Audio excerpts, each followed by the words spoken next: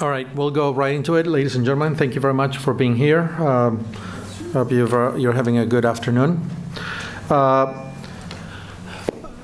It's truly a pleasure to welcome here Congressman Castro, a Texan and a member of Congress for a long time now, to talk to us about Latin America and the United States. Latin America is a region of almost 650 million people, with a solid middle class of about 400 million people, more than the population of the United States, and an economy in purchasing power parity of $7.5 trillion, the size of China's. An exceptional resource endowment, forests, oil, enormous maritime resources, mining, and so on.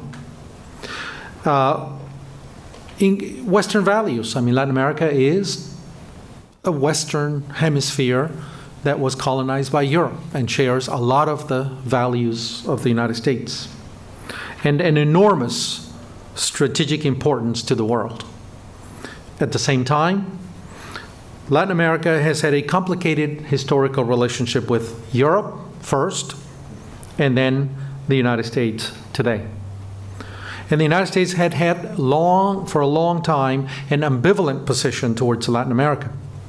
While it has long considered Latin America as a region that should remain outside the influence of European and increasingly Asian powers, namely China, the United States has never really been willing to invest the attention, the material resources, and the diplomatic and political wherewithal in Latin America to consolidate the region's political and economic development. Most of the initiatives vis-a-vis Latin America have been few and short-lived. For example, President Kennedy's Alliance for Progress in the 1960s. During the 20th century, the greatest moments of attention have been towards Latin America have been those where Latin America has been racked by violence, such as Mexico in the 1910s and Central America in the 1960s through the 1990s. When Latin America has experienced alternative ideologies, such as in Guatemala in the 1950s, Cuba in the 1960s, and Chile in the 1970s. And when Latin America has sought alternative economic systems, such as Mexico in the 1930s and Cuba in the 1960s. Or when the region has been considered a source of problems for U.S. policies, such as Colombia, Peru, and Bolivia in the 80s and 90s with drug trafficking. More recently, there is preoccupation with the increased role that China is playing in the resource development in Latin America. With the advent of the Trump administration, U.S. policy in the region is even more adrift, with few signs of a coherent strategy to approach this complicated region of strategic importance to the United States. To enlighten us on this, we have invited Congressman Joaquin Castro. And I will just say a few words. He is well known by all of us who live in Texas, but I will say something about him. The Honorable Joaquin Castro is the U.S. representative for the Texas 20th District, which covers a portion of San Antonio and Behar County. Now in his third term in the House of Representatives, Castro serves on the House Permanent Select Committee on Intelligence, as well as the House Foreign Affairs Committee. He is a member of the House Democratic Leadership as Chief Deputy Whip, and was co-president of the House Freshman Democrats in 2013. Castro previously served in the Texas legislature, winning his first election in 2002 at the age of 28. He was a 5-term state representative for District 125 before his election to Congress in 2012. Castro has also taught as a visiting professor of law at St. Mary's University in San Antonio and as an adjunct professor at Trinity University. He serves on the board of directors for several education-related nonprofit organizations, including the National College Advising Corps and the National Association of Latino Elected and Appointed Officials, NALEO. Castro graduated with honors from Stanford University and received his JD from Harvard University. Please help me welcome Congressman Castro. Thank you.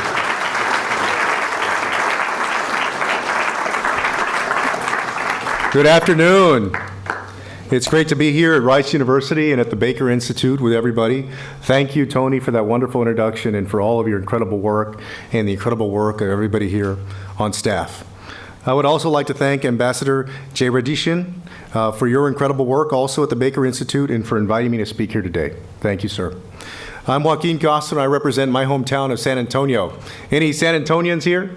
Former San Antonians? All right, one or two. The reason I ask is because if you're from San Antonio, you know that I have a twin brother, Julian. My brother was mayor of San Antonio for about 5.5 years and then served in President Obama's cabinet as HUD Secretary, Housing and Urban Development. And even though we're twins, if you meet my brother, right away you'll know that there's an easy way to tell us apart. I'm a lot better looking than my brother is. I'm just kidding. In the House of Representatives, I have the honor of serving on the Intelligence Committee and the House Foreign Affairs Committee, and also serve on the Western Hemisphere Subcommittee, which oversees the United States relationship with Latin America. And in the Western Hemisphere Subcommittee, we consider legislation that addresses issues in the region and have the opportunity to provide oversight for the administration's policies in Latin America. In Congress and on the Foreign Affairs Committee, of course, we grapple with the relationship between the United States, Mexico, and other Latin American nations. Latin America is a region that's politically dynamic, moving towards greater political liberalization and multilateral dynamism. In recent decades, a wave of democratization has swept through the region, empowering communities and holding leaders accountable. This has been paired with the empowerment of the Organization of American States and establishment of regional trade blocs such as the Pacific Alliance. It's vital that the United States continue to engage with this demographically and politically vibrant region and contribute our creativity towards regional solutions to regional challenges. This engagement must be underpinned by respect for our neighbors most of all, paired with strong support for the people of Latin America's efforts to build more inclusive societies. We're here discussing Latin America at a time when our relationship with our neighbors is more important than ever. Latin America is a unique region, largely bound together by a common language and a shared history. Most countries in Latin America, with a few notable exceptions, enjoy stable governments that depend on the consent of the governed through elections. That is to say that we're dealing mostly with democratic nations. Events in the region, unlike in any other, also have direct domestic consequences for the people of the United States. The effects of what happens in the region on what we experience in the United States is more tangible in Latin America than in any other part of the world. For example, the relationship with the United States is a defining feature of the upcoming presidential election in Mexico. Instability in Honduras, El Salvador, and Guatemala drives immigration to the United States, as we've seen over the last few years, where hundreds of thousands of mostly women and children have fled the Northern Triangle countries of Central America, seeking refuge on the Texas-Mexico border. Militancy in Colombia contributes to the drug trade in the United States.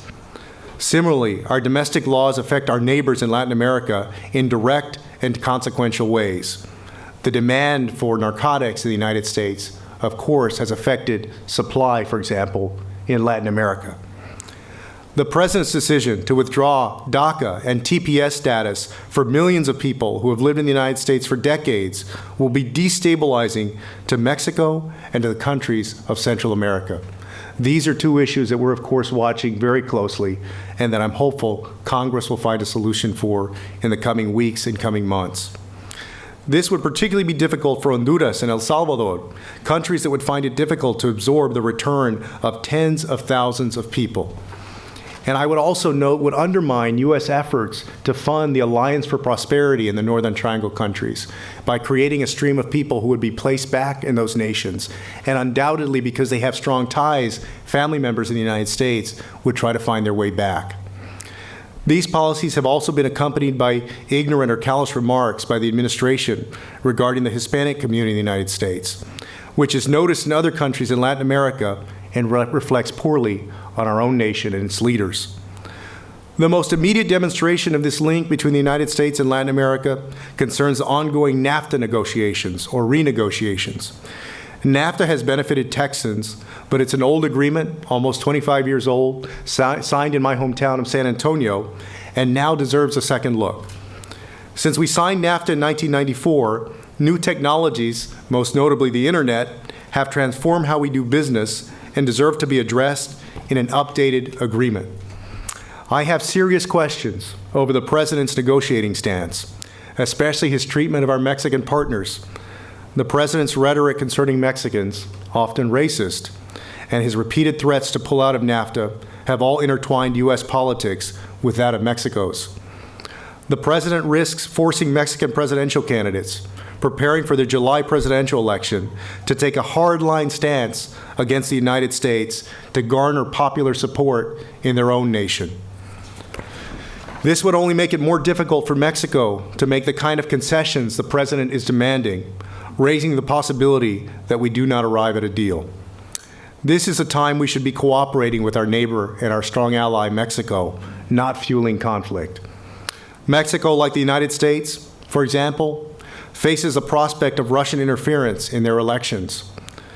We ought to lend Mexico a hand in responding to this attack on their democracy and share the lessons that we've so painfully learned over the last few years, what we learned from our 2016 elections. We also have to recognize that this is no longer the 19th century, when the United States could dictate policy throughout Latin America, often with disastrous consequences. These are more mature countries with their own goals, ambitions, and political priorities. I feel this is often lost on the administration. I also believe that there are things that happen in Latin America that if they happen in other parts of the world would get much more attention than they do from the United States. Mexico is already diversifying its economic ties, signing an amended Trans-Pacific Partnership that does not include the United States, what is known as TPP-11. Mexico is also joining Chile, Colombia, and Peru in pursuing the Pacific Alliance, a bloc to facilitate trade among themselves. This group is also reaching out to Australia, Canada, New Zealand, and Singapore to develop links across the Pacific Ocean. China is increasingly active in the region, growing its influence in South and Central America. We cannot take the region for granted and must show that we're committed to promoting mutual security and prosperity for the United States and for the nations of Latin America. The U.S. needs to generate ideas and take the lead in supporting inclusive and sustainable political and economic development. And the United States, and especially Texas, has benefited from a close economic partnership with Mexico, but there's potential for so much more. While the region has experienced modest growth in recent years, partially a result of low commodity prices and reductions in public spending, the region holds much potential given its strong demographic profile and potential for greater international trade. They will look for strong economic relationships with countries around the world, and the United States must be sure not to alienate or to miss this opportunity. We have advantages few others possess. For example, a significant and growing proportion of Americans speak the Spanish language and can serve as bridges between our economy and those of our neighbors. The American political system is fairly similar to the countries in Latin America, improving ease of communication and partnership. And there are few serious security threats in the region, making it fertile for international trade and commerce. And when I say that comparatively compared to some other regions of the world. Our support for regional political development must include a strong support for human rights and democracy, core values held by Americans. This year's Summit of the Americas in Lima will address democracy and governance. This is a critical issue, given recent challenges to democratic governance in Venezuela, Guatemala, Peru, and, if I may say so, right here in our own United States of America. In Venezuela, President Maduro has dismissed the Venezuelan Congress, formed a constituent assembly through a flawed process, and attempted to rewrite the Constitution. This has led to the emigration of hundreds of thousands of individuals. In fact, I learned just the other day that the estimated number is now up to 1.5 million Venezuelans who have left the country. It's caused economic instability in some areas of Colombia and has burdened other countries. I'm very concerned about the possibility that the upcoming elections will not be legitimate and that the Maduro regime will crack down on protest in a violent way. In Guatemala, the International Commission Against Impunity in Guatemala, CICIG, and its UN-appointed commissioner, Ivan Velazquez, have repeatedly come under attack by Guatemala's President Morales for investigating apparent criminal behavior by the president's family members. Peruvian President Pablo Kuczynski, after facing multiple impeachment votes over corruption allegations linked to Odebrecht, a Brazilian company, resigned last week. These allegations of corruption are extremely concerning, but I'm encouraged by the efforts of the people in these nations to push back on their leaders and hold their leaders accountable for that corruption. In each of these societies, we've seen a wellspring of support to hold their leaders accountable. This must be commended and supported by the United States of America. I'm also encouraged to see a reinvigorated Organization of American States under Secretary General Luis Almagro that holds its member states accountable to its commitments under the OAS's Inter-American Democratic Charter. We need to support the Secretary General's efforts and maintain support for human rights and democracy as a core feature of our foreign policy in the region. This month, in fact, I introduced a bill with Congressman Mark Meadows from North Carolina, a Republican. The bill, if enacted, would establish exchange programs with other nations, including nations in Latin America, to promote best electoral practices. We ought to be encouraging countries committed to the process of democratization by lending our expertise and tools to make sure societies are inclusive and, in fact, democratic. I'm very optimistic about the future of U.S. engagement with Latin America. We do face our challenges, but we also face incredible opportunities. And I hope that the President and the Congress and the people of the United States will take a renewed interest in making sure that our friendship, that our partnerships, and that our alliances are as strong as they can possibly be. Thank you.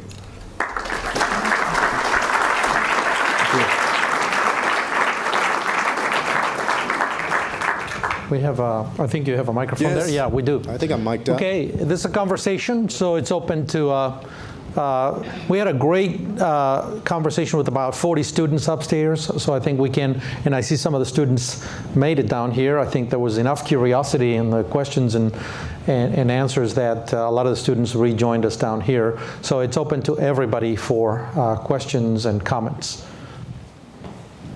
Yes?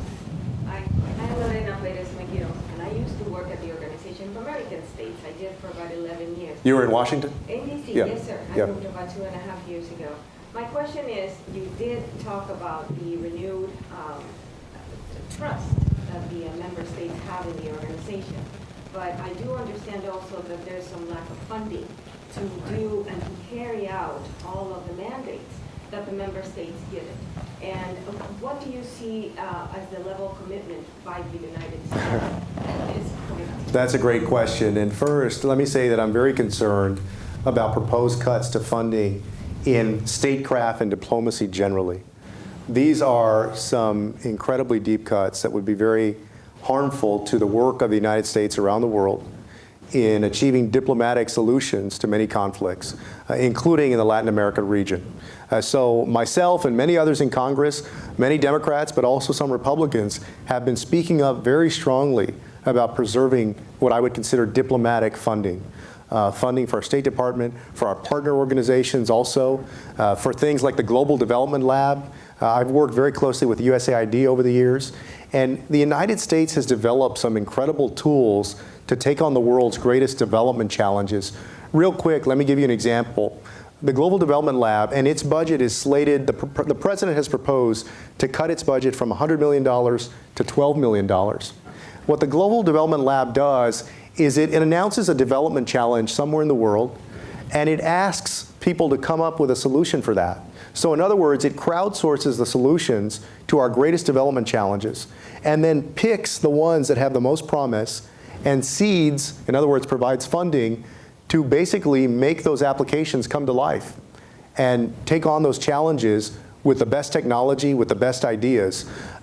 That's the kind of work that we should be investing more in Latin America, in Africa, in Asia, and around the world. And unfortunately, we're in a period right now where there's a real question about whether over the next few years, this country is going to be committed in the way I think it should be to diplomacy, or whether we're going to back away. But you certainly have my support. Other questions? Yeah. You talked about how we need to get involved in the Mexican elections to prevent Russia from intervening there. But how can we do that without Russia simply accusing us that we're also getting involved in foreign elections and just getting involved? That's a great question. You know, there had been reporting that Russia was taking an interest in interfering with the Mexican elections that are coming up in July. And of course, all of us lived through the last presidential election and the tumult that occurred, at least in part, because of Russia's interference in our elections. Folks probably saw the Facebook pages that were created, perhaps some of the videos. I know not everything has been released yet, but Russia, through its Internet Research Agency, basically attempted to pour acid on every open wound in American politics. It was remarkable. I'm on the Intelligence Committee, going and looking at these Facebook advertisements and also the videos that were created. And let me give you, and then I'll answer your question, but let me give you one example just to show how pernicious it was. In the city of Houston, there were two separate Facebook pages that were created. One of them was a pro-Confederate page with a picture of the Confederate flag. The other one was an anti-Confederate page. And on two separate Facebook pages, basically the Russians created an events page, and on separate street corners in Houston, Texas, they scheduled rallies opposing each other. And people actually showed up during the 2016 election.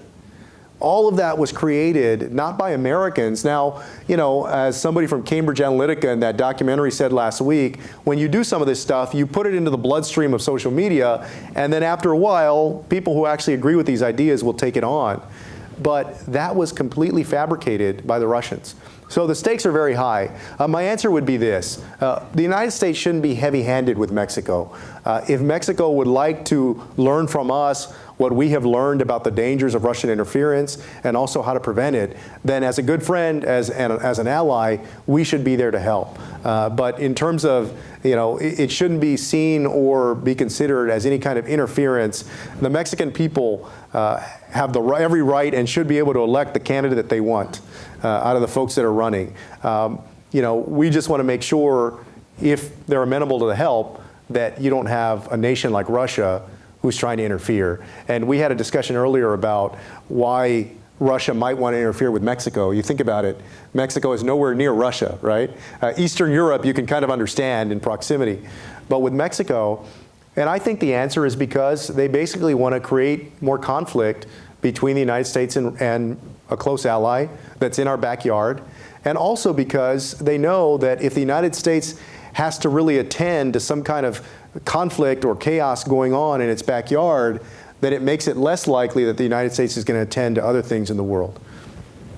Congressman, I want to interject a question here and then pick up a couple more questions. One is, why is it that the Democrats did not include a resolution to Daca in the Omnibus bill, the $1.3 trillion that Congress just passed? You're right. I very much wish that it had been created. I voted no against the Omnibus bill in part because it didn't include a solution for Daca and relief for the Dreamers, when 85% of Americans agree that Dreamers should be able to stay in the United States. You know, I wasn't in there negotiating with Mitch McConnell and Paul Ryan and so forth, but I believe you're right. I believe that Democrats, but also Republicans who are in the majority in Congress and who have control of Congress, should be committed to offering relief to the Dreamers. Right here. Generally speaking, there are no refugees coming from Canada to the U.S. So what can the U.S. do to prevent refugees coming from South America? So they really don't want to leave their own country, because most of the people don't want to leave, but they're forced to leave because of whatever reason. Right. So what can we do? Because we have a lot of power, economic power, military power, to prevent those people, to make the conditions such that they don't want to leave. Well, first, I want to say I like the way you've posed the question, because I agree with you on this. I fundamentally believe that people don't want to leave their homes, that people, wherever they're from, would prefer to stay where they were born, where they grew up, and so forth, and that they leave mostly out of desperation. That's particularly true if you look at the Northern Triangle countries in Central America, many of whom people that are fleeing violent drug gangs there. So the United States, its primary policy should be building up our neighbors in South America, in Latin America, and helping their economies grow as strong as possible, rather than getting into verbal conflicts or accusing their people of being rapists and criminals and so forth. We should be doing everything that we can to help build up their economies. If you think about it, that would go the longest, that would go the furthest in stemming the tide of folks who are seeking refuge or immigrating to the United States. There's a lot of, before I go into this question, there's a lot of talk about what's going to happen with NAFTA now. The negotiations are going on. I think they're going into the 8th round sometime soon. If the president were to decide tomorrow to pull the United States out of the North American Free Trade Agreement, can he do it without Congress? What can Congress do? Will Congress act to save NAFTA even above the president's intention? What are the conversations that are happening inside Congress? All of those conversations are occurring, and I think you asked the right questions. My understanding is that he could pull the United States, with notice, pull the United States out of NAFTA. At that point, Congress could react, but with this Congress that's fairly splintered on the issues of trade, I don't know that you would see a swift reaction. That's my guess. I could be wrong on that. But it would also, I think, be a step backward for the United States. It would certainly be a step backward for Texas, because Texas is the state that does the most trade of any state in the nation. As I said in my remarks, I think it's fair to take a fresh look at the agreement and try to renegotiate and update the agreement. But the economic impact would be felt foremost in Texas. You take one industry, let's take the auto industry in San Antonio. Years ago, Toyota Manufacturing Corporation created their 6th North American plant in San Antonio. And they've got a supply chain that goes back and forth now between Mexico and the United States. And there's so many other companies that are in that same position that we would definitely feel it. Good, right here.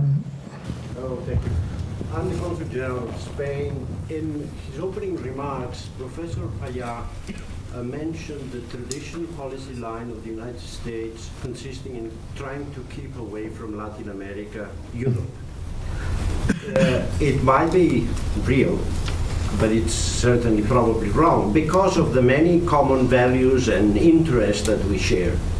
Since my country joined the European communities at the time, some of our best efforts have been devoted precisely to engage Latin America with Europe, because that means strengthening their democracies, strengthening economic and trade relations with both sides of the Atlantic. And I wonder whether such an alliance doesn't make full sense in the case of United States, Europe, Latin America. Sure. Could we count on you and like-minded politicians to reverse that traditional policy line that Professor Payan mentioned and make it precisely the opposite? Sure. I guess let me describe to you what my standard would be. My standard would be that we should encourage alliances among democratic nations that respect freedom and human rights. And I, of course, include our European allies in that batch of countries. My concern about nations like China is a bit different, but certainly like Russia. And we also shouldn't fear economic competition with countries. I think economic competition can be healthy among nations. So if the issue is, I think we'd have to have a longer conversation about your point, but if the issue is keeping Europe out of Latin America because we fear them economically, or we think that Latin America is going to become a better friend to Europe than to the United States, for me, that's not a big concern. I think that there is a strong room for alliances of like-minded nations who are committed to democracy, who are committed to human rights, who are committed to lifting labor standards around the world also in nations that we do trade with. That's something I think that as Europeans and Americans, when we've done trade agreements before, we've not tended to enough. So I would only welcome it. Yes. I guess in two words, climate change, the issues of food security, water security, Latin America. I know the glaciers are melting in Peru. We're getting all the food flown in from Peru, but when the glaciers are gone, we're not going to be getting the strawberries and the asparagus. And it's going to affect the stability. Already Venezuela, people are starving, and so our role with stabilizing with the facing climate change. I agree with you, and I disagreed strongly with President Trump pulling us out of the Paris Climate Agreement. I think that was a shame for our country that he would make that move. And so I believe that we need to be fundamentally helpful to our allies in Latin America as they confront these issues. And that's the tragedy of any kind of cuts to foreign aid or diplomacy around the world, is that rather than going forward and putting our foot in the gas on some of these challenges, the United States starts to back away from them. And by the way, when you do that, leaves the door open to other countries to come in there and, and quite honestly, form stronger alliances with countries than the United States has. And so we have to be willing to help out. I think we have to be committed to remaining a leader among nations. But that means that you don't try to cut things like the Global Development Lab from $100 million to $12 million, or to cut USAID substantially. Congressman, I have a question before I go over here and pick up another question. I wonder if President Trump has just managed to, and you're on Capitol Hill, you can probably understand this process much better than I can. I wonder if President Trump has just found the way to fund the wall. How? The Pentagon has been given another whopping $80 billion in this omnibus bill that we just mentioned. And now he wants the Pentagon to be in charge of building the wall, not DHS. Are those $80 billion added to the Pentagon's budget partly designated for this wall that he will build through the Pentagon and not DHS? That's a good question. I'm going to have to go back and look at the omnibus on it. But remember, the president said that Mexico would pay for this wall. So far, Mexico hasn't paid a cent for the wall. And there's about $600 million of that money that's coming to Texas, to the Rio Grande Valley, to build part of the wall in the Rio Grande Valley. I've said that I've been fairly adamant against it. I know there are many Texans that do want the wall, but more Texans don't want the wall, and many South Texans, or most South Texans, don't want the wall. So I'm not sure exactly what he's got planned in terms of the military being involved down there. But it's clear that Mexico's not going to pay for it, and that he's still got a long way to go to fully fund it. This would be a kind of backhanded way of actually achieving the funding, though. We have a lot of questions here. I'm the Consul General of Panama. Soon we're going to have another summit of the Americas. Right. I'd like to have your opinion of the functionality and future of these summits. I think still very beneficial. I was at the Summit of the Americas in Panama in 2015, and was hoping to go to the one in Lima, but my wife wants me to go to her cousin's wedding in Reynosa, Mexico. And I missed her other cousin's wedding, so I have to go to this one. I should have gone to the first one. So I think they're still very useful. And we had a discussion with the students earlier, and I mentioned that I still believe, remember I said there are a lot of things that happen in Latin America that if they happen somewhere else, I think would get more attention from the United States government. But I also think that there's room for stronger multilateral alliances in Latin America than exists now. I think that you have places or partnerships in Europe, for example, and even in Asia, that leverage their partnerships a bit better than you see in Latin America. So to answer your question, to the extent that you can bring the Latin American nations, I realize that the summit includes the United States, also the Caribbean nations and so forth, but to the extent that you can bring them together and continue building a stronger alliance, I think the better for getting the United States and other nations around the world to pay attention more to Latin America and what's going on there. There's a lot of questions, so let's pick up about 2 or 3 questions at once in 2 rounds, and then we cut it. Yep. Congressman, you mentioned in your introductory remarks how the tentacles of the Brazilian conglomerate Odebrecht have taken down the president of Peru, a former investment banker in the U.S. How do you see Brazil rebuilding when it's had such a fundamental challenge to its political institutions, Petrobras, and to private industry in the country? So Brazil and Odebrecht, and then let me pick up this one and that one in the back. Yeah. Yes, was on State Surveyor with the Brazil Texas Chamber of Commerce. They didn't say anything about Brazil. Just, I want to say, tell me. Sure, yeah. Let me pick up one more over there. Yeah. Can I ask you about the drug dynamic between North and South and Central America? Ronald Reagan declared a war on drugs back in the 80s. It's not clear to me, I'm not an expert, that we've made a ton of progress. It's a supply problem and also a demand problem. There are divergent views on legalization in this country, sentencing, guidelines for drug crimes. You had 1 or 2 or 3 bullet point ideas. What would you do to try and make a dent in this long-standing problem? Let's start with the Brazil question. All right, with Brazil, you're right. If we looked at Brazil, a handful of years ago, it looked like its trajectory was straight up. It's since been wrecked by a lot of political change, corruption. Its economy has, suffered a great deal. I still believe that in the long run, Brazil can be a gem in Latin America and can be an economic engine in Latin America.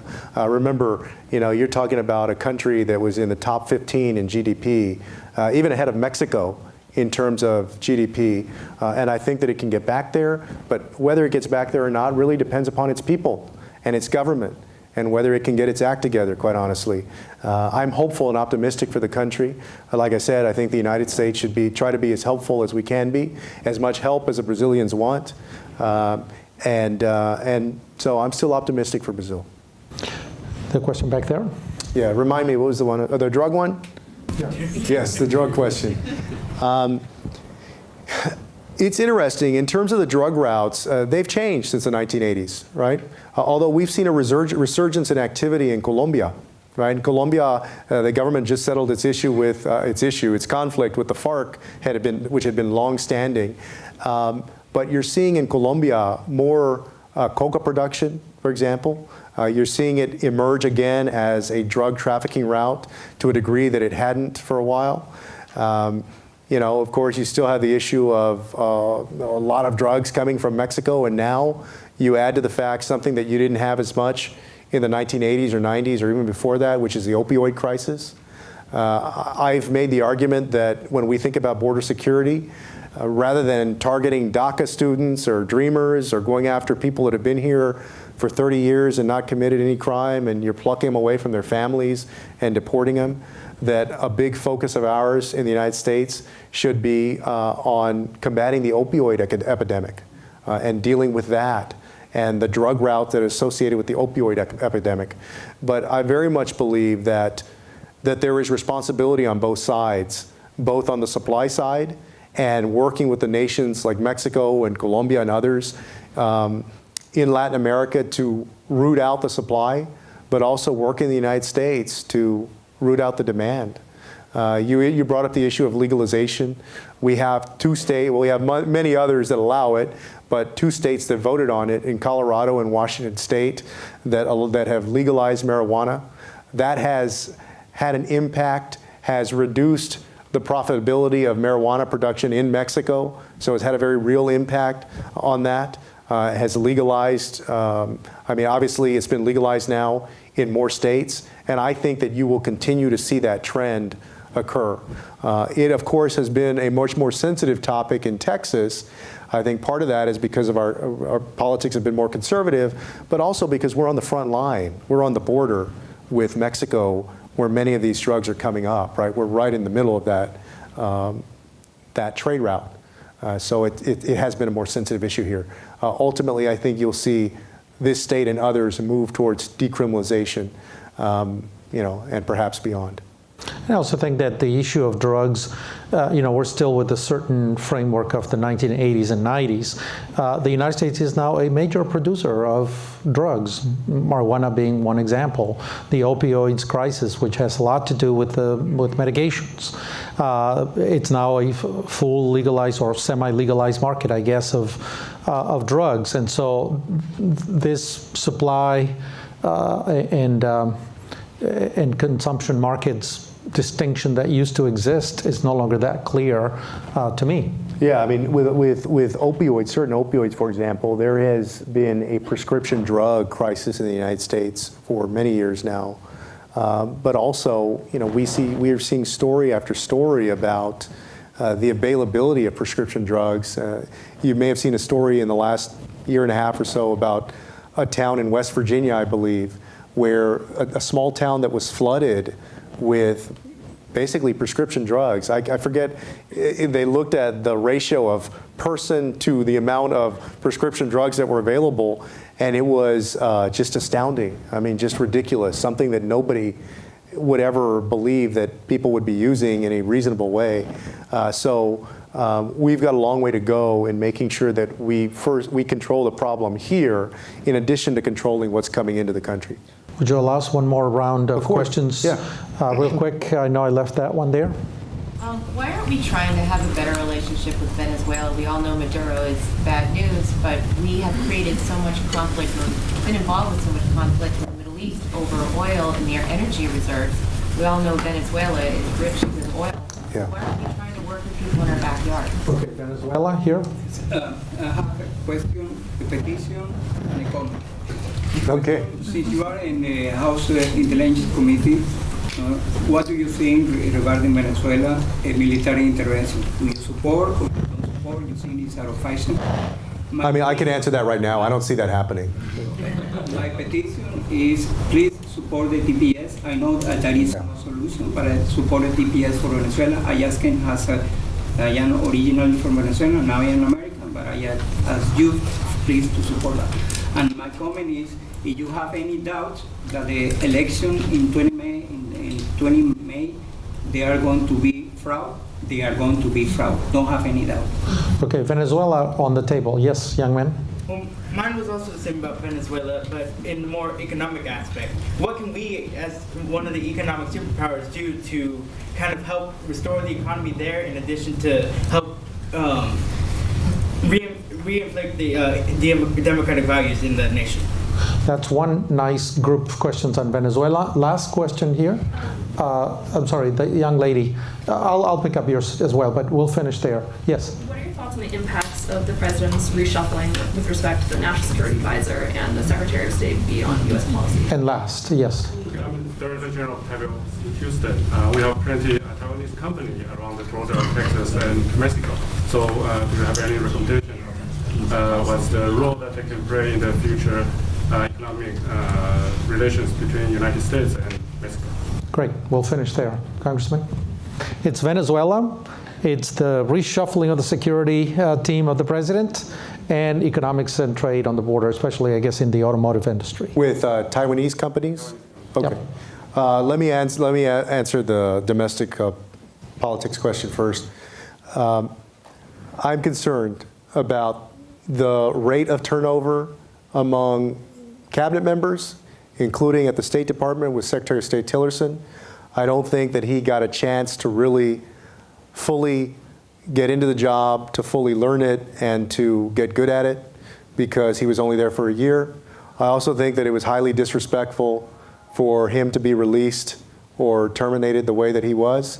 I disagreed with the Secretary on a lot of things, but I just thought that that was a very disrespectful way for him to go out. I'm concerned on NSA with Mr. Bolton coming in, just because of his position has been so hawkish over the years. And I say that because based on everything that I've seen, both in classified and unclassified settings, I'm convinced that if this diplomacy with North Korea fails, that this president and this administration want to go to war with North Korea. I'll say that again. They want to go to war with North Korea. So the stakes are incredibly high, and for me, the hiring of Ambassador Bolton I see it as a bit of an affirmation of that hawkish preparation for potentially war. Obviously, I hope that I'm wrong. I think many people hope that I'm wrong, but I'm giving you my earnest assessment based on everything that I've seen, that it is a desire for that to happen. On Venezuela. Yes, on Venezuela. Our relationship, obviously, with Hugo Chavez and then Maduro has been very acrimonious, has been very, very tough. And if you look at basically what's going on there the last several years, the United States is obviously very concerned about human rights and the violation of political rights in the country. And that's why we've taken a hard line against Venezuela. And I suspect that that will continue in the United States Congress. Now, I sense, and I could be wrong, but I sense a little bit of a debate on both sides, in the questioning about some folks may think that's the wrong way to go, right? And then other folks, I know because I hear from them too, believe that we should tighten the screws even more, right? And place additional sanctions on President Maduro. But right now, the United States is going to be very vigilant in trying to stand up for the people of Venezuela, and trying to make sure that now, as the president, I think President Obama said a few years ago that the United States is not into regime change. So the people of Venezuela have to ultimately make a decision about who they want as their leader. You're right that Venezuela is a very wealthy nation in terms of it has the world's largest oil reserves. And had been very successful over the years in sending much of that oil to the United States. When you go to Citgo and buy gas, right, that's a Venezuelan company.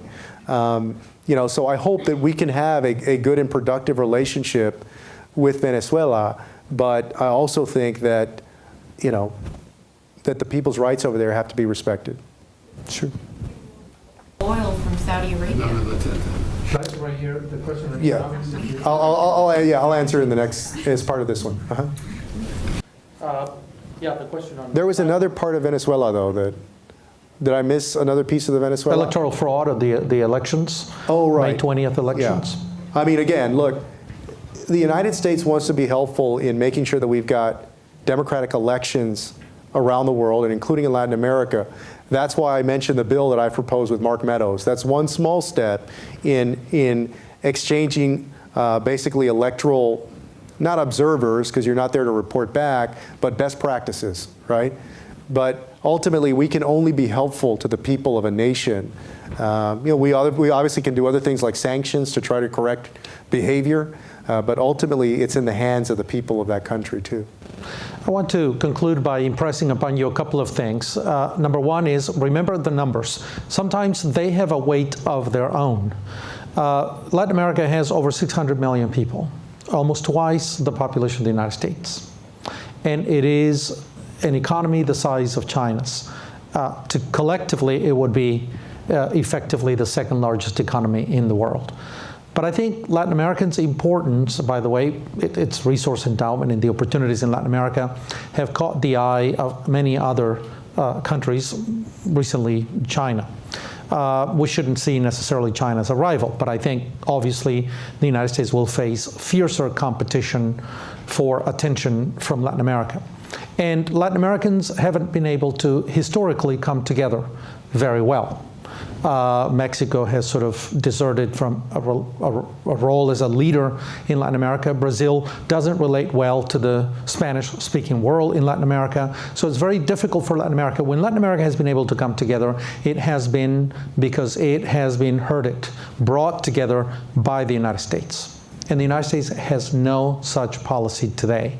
So we can expect a lot more chaos, a lot more conflict, and a lot less coordination in Latin America, and a lot more opportunity for dictators, for corruption, for lack of unity, for absence of development, and so on, more political conflict in general in Latin America if the United States does not have a coherent policy towards Latin America. I don't expect it from the Trump administration. But I think we should prepare the way for the United States to get back in its role and bring Latin America back together. Thank you very much, Congressman. Thank you all. Thank you for the questions. Thank you.